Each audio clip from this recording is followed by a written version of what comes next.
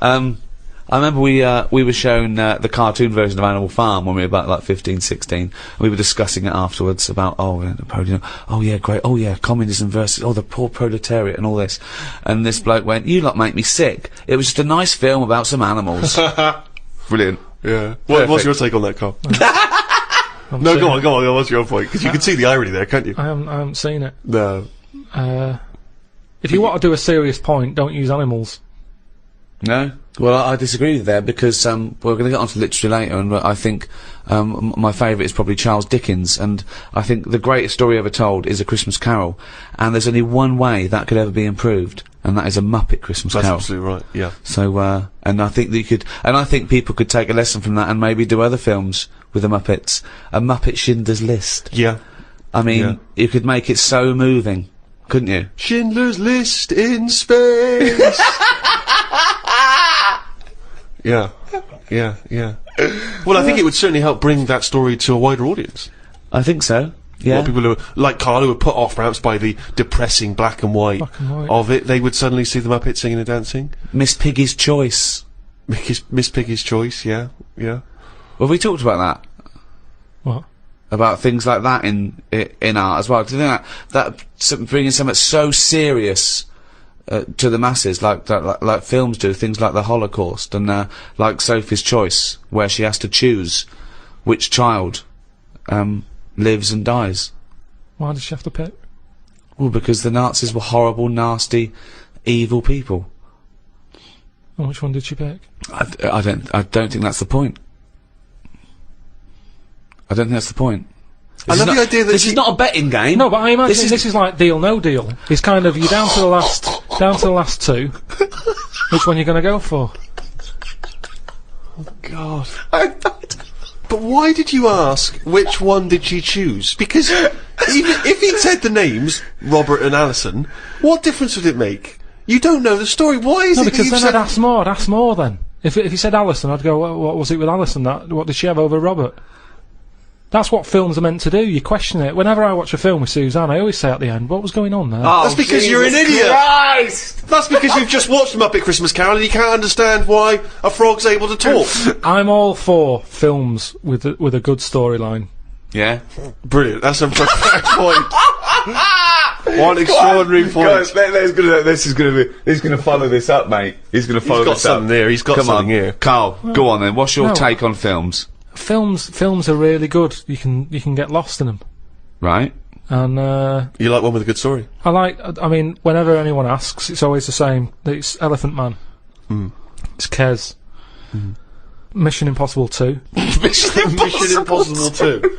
These are what you consider great works of film art. I'm just saying these are ones that I've enjoyed recently. There's so many films that I haven't seen, yet you always say, "Oh, have you seen so and so?" Well, Mission Impossible 1.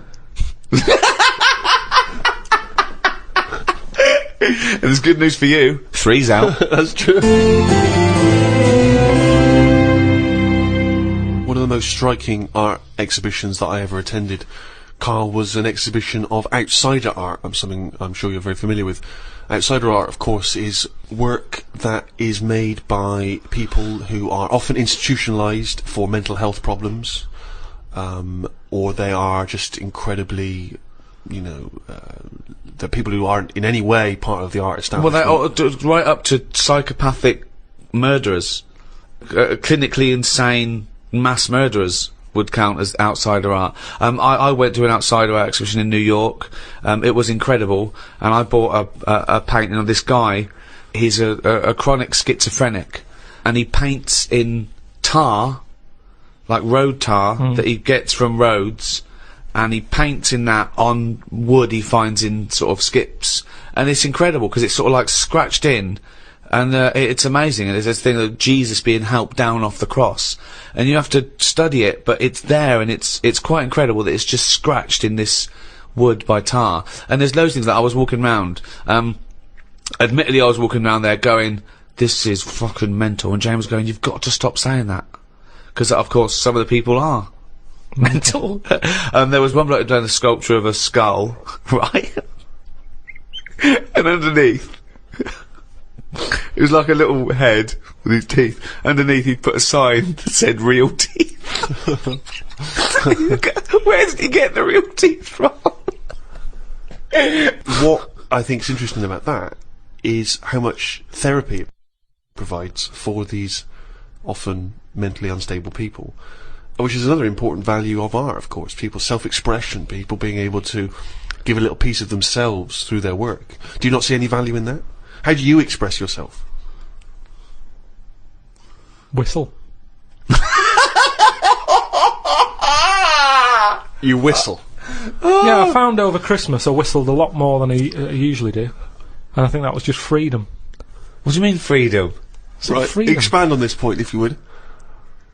Well, that's what art is, isn't it? It's you being free of all the world's heaviness on your shoulders. See, that's a great quote, that. That's great, that. For art is freedom. I love that, because I think you've really hit on something there. Would you include the free of all the world's heaviness? Well, I know what you meant. I know what you meant there. Would you include that one in it? I mean, I would include the world's heaviness in my freedom. You know, some artists are attracted to the dark side, the heaviness of the world. But I just want to return to you whistling as your artistic expression of freedom. I mean, why do you find yourself whistling more? That's what was weird. So just take us through a typical day. When would the whistling begin? So this was that you spent Christmas down in Kent with Suzanne and her parents. Yeah. Yeah. Could I suggest something? Your freedom was thinking, I'm in my own place now, I'm going to annoy them. Well, it was mainly, it's when we were playing Scrabble. And they were taking ages to have their go, and couldn't have the radio on because the boiler affects the radio. It works, it just gives something off. Every time it kicks in, the radio goes all staticky. Right. So I just was sort of supplying the soundtrack. I think you've really hit on something there. Would you include the free of all the world's heaviness?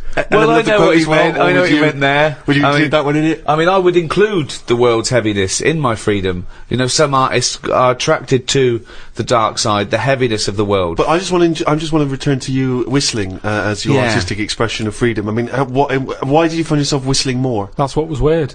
So just take us through a typical day. When would the whistling begin? So this was that you spent Christmas down in Kent with Suzanne and her parents. Yeah. Yeah. Could I suggest something? Your freedom was thinking, I'm in my own place now, I'm going to annoy them. Well, it was mainly, it's when we were playing Scrabble.